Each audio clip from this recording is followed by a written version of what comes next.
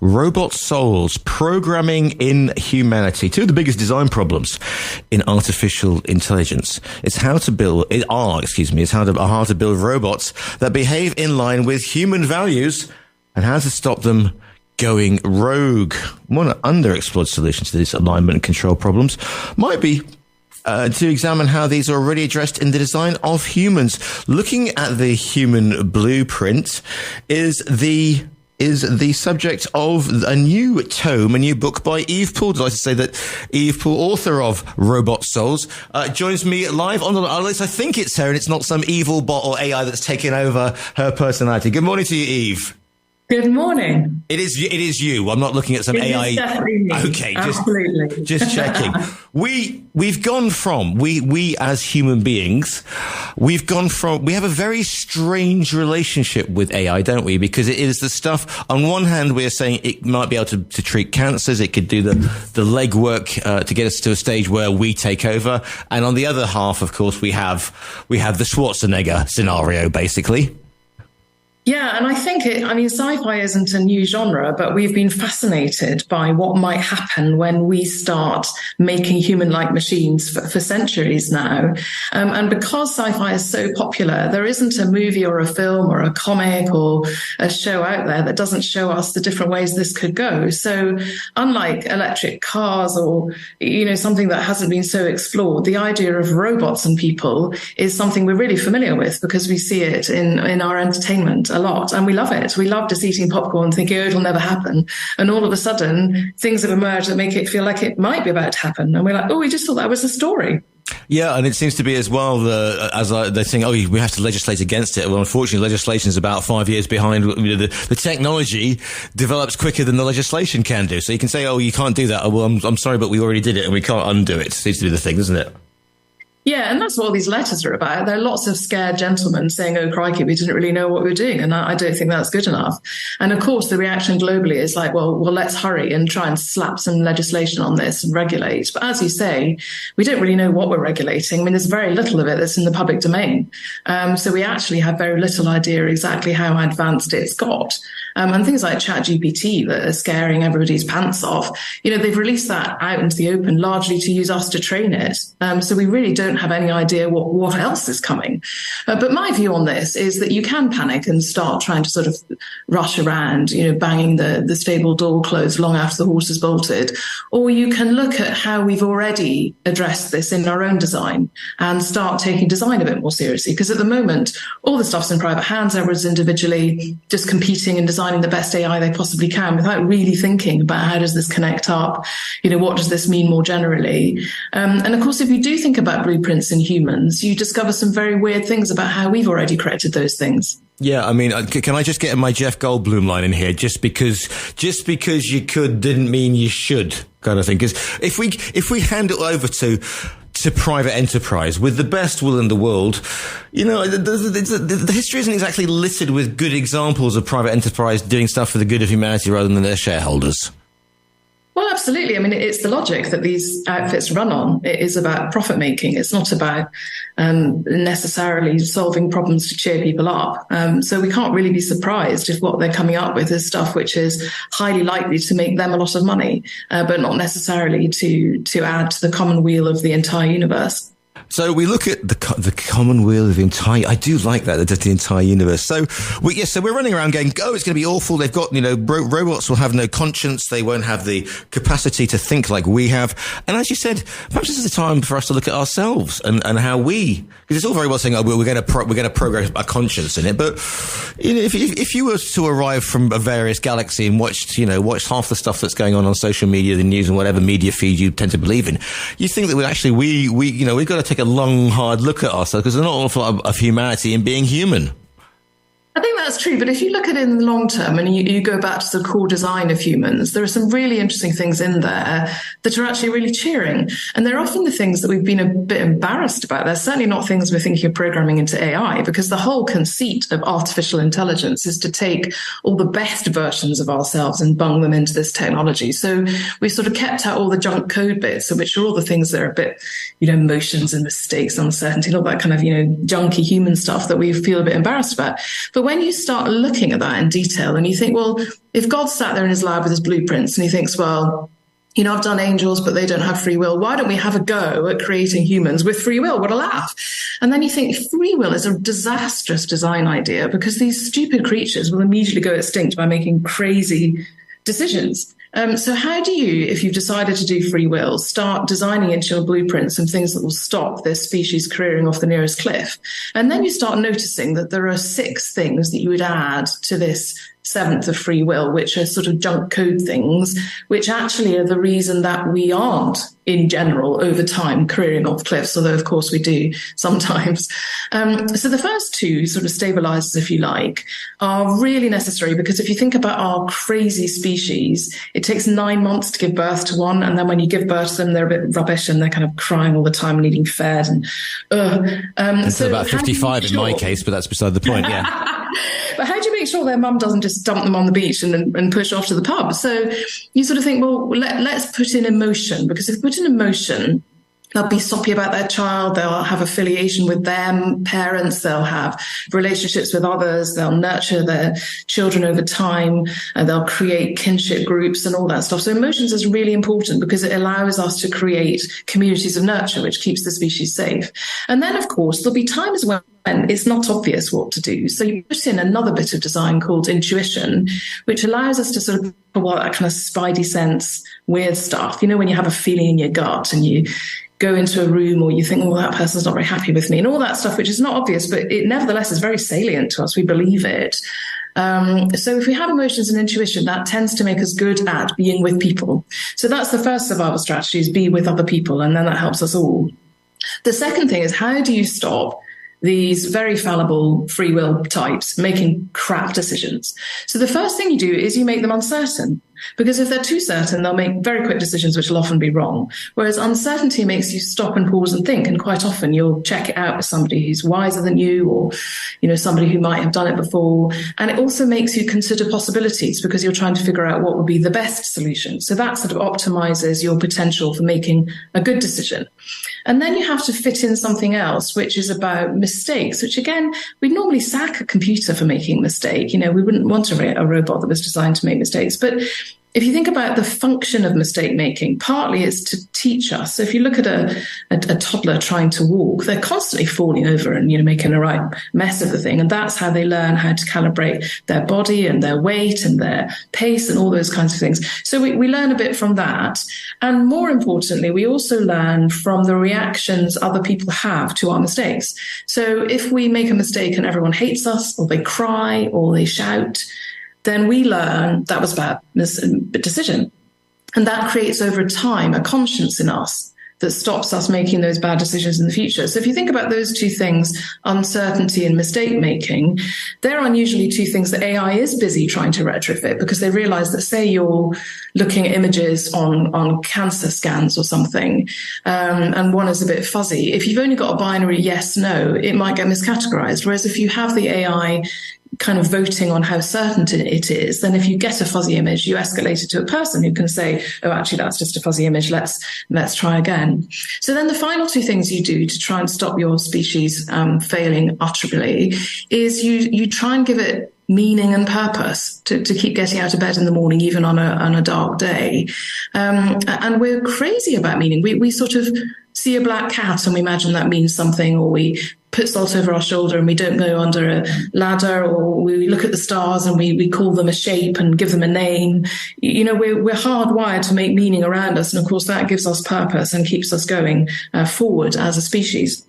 And then what we do to consolidate that over time is we are brilliant at storytelling. And it seems to be a particular technology humans have, which is incredibly sticky, because these stories that we still tell our kids, all the myths and fairy tales and nursery rhymes, are often very, very ancient, and the same themes about bad guys, good guys, and what happens, all those things. We use those to communicate down the generations to encode the wisdom of how you survive, what makes life purposeful, in order to keep the generations ticking through. So when you look at all that stuff, which on the face of it looks like crap coding, it's actually all really helpful and very sensitively coordinated to make sure that as a species we function well. And that's how we've solved our own control and alignment problems. I'm just grappling with the idea of teaching sort of AI fairy tales and nursery rhymes and hickory dickory dock, etc. and life lessons to that. But I suppose it is making fallible what may seem the unfallible, isn't it? But again, if you say that you give the AI the potential to learn from its mistakes, again, people are going to flag this one up and go, oh, well, here we go. It's scary monster time. Absolutely. And it's why some of the AI experts are talking about parenting, because it's actually something we're already quite good at, because we have to do that ourselves with our teenagers. They come back from some sleepover or whatever, and they've decided they're going to be anarchists. And you have to really sort of think, crikey, what do I do here? Do I kind of lock them in their bedroom and say no? Or do I kind of entertain the thought of them being an anarchist for a week and then in the knowledge that, they'll still come home for their trifle and want their pocket money and get back with the program? So we're quite good at having already wrestled over hundreds of years with what do you do with children who may be a bit wayward but are probably heading in the right direction. So again, it feels a bit terrifying, particularly if you're going to sort of set a robot off, with a self-driving car or deciding about armaments or something to let it make mistakes. But in fact, they've already baked that in through reinforcement learning. There are in the deep learning systems already programming for the computers to make mistakes in which they might learn from them. So It is about parameterization, I think, and safety. I got this vision of, anarchist computers buying New Model Army CDs or downloading. There's this thought about that. Now, this brings a thorny issue though. Okay, Eve.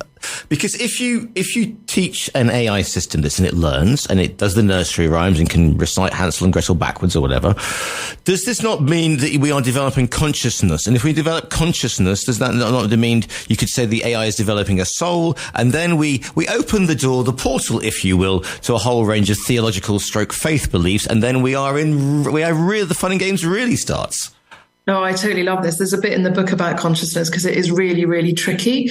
How do you explain what it is? And how would we know if AI had got it? So there's a great philosopher called Thomas Nagel who looked at this. He did a brilliant essay all about bats to try and figure out, do bats have consciousness?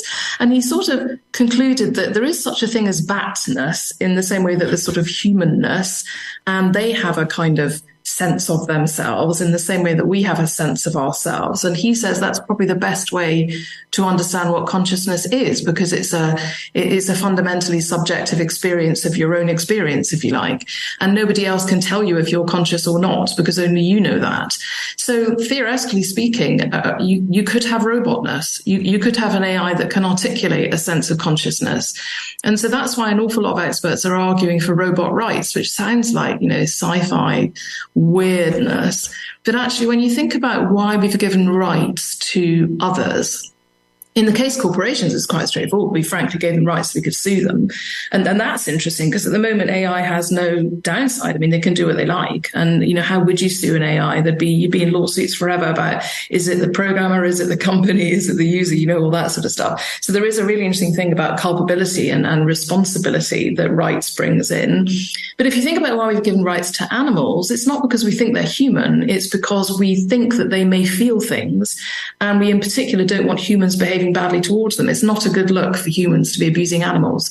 So we have given animals rights to protect them and to protect us from becoming bad guys.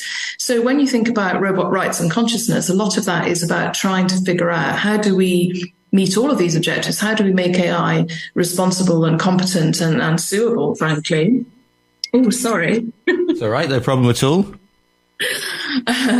But also, how do we make sure we're behaving well? And this gets really, really relevant if you get into that very thorny topic of sex bots, which I hope we're not going to. Oh, no, please. It's a Thursday morning. Yeah, it's not even got to 12 o'clock yet.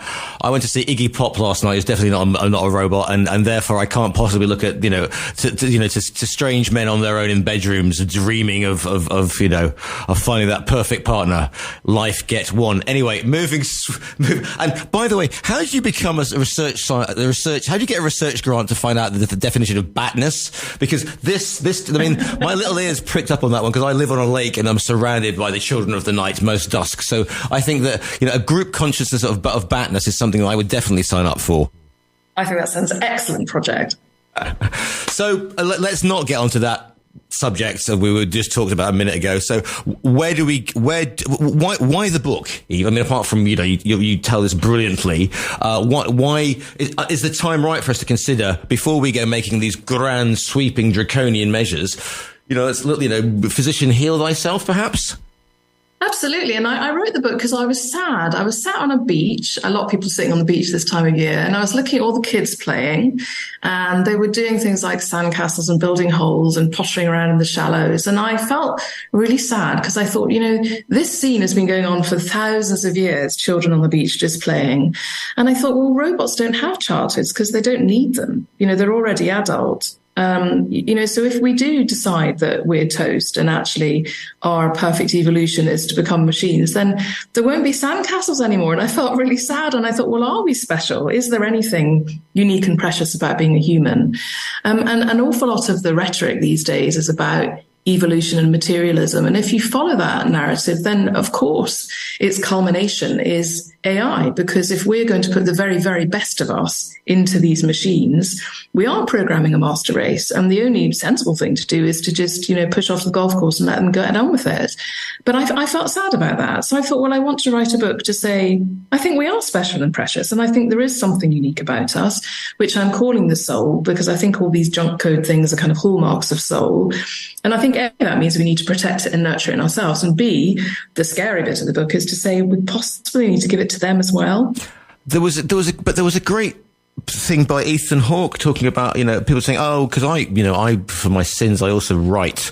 Sorry about that. And, exactly. And I've had editors, I had one particular editor say, well, I don't need you guys anymore. I can just get ChatGPT to do it. And it docks out 5,000, article. And, as Douglas Adams said, I love this. I love deadlines. I love the whooshing sound they make as they fly past. So he was like, I don't need you, Giles. I can just type in the keywords that'll be there, and it'll be there, a 1,000-word essay in 0.0 milliseconds. And they got a lot of writers and script writers very nervous indeed. But as Ethan Hawke said the other day, the actor, he said, but they've never rocked up to a cinema and the girl they asked to never turned up, or they've never had that human experience. And unless we go full Blade Runner and we program in memories as they did with the replicants, you can tell what my childhood was like. Therefore, they won't be able to have that rich experience unless you program in sandcastles and crab hunting on rocky pools. Then they won't get that. Yeah, and Ian McEwan wrote about this beautifully in his latest book, because he has his robot Adam talk about this and the fact that we wouldn't have literature if it wasn't for all this junk code. Because if you think about any books or movies, it's all about all these rubbish things, about us falling in love with the wrong people and feeling gutted about stuff and having life angst. And what would robot literature be? I mean, it would last 2 seconds and it would be entirely dull.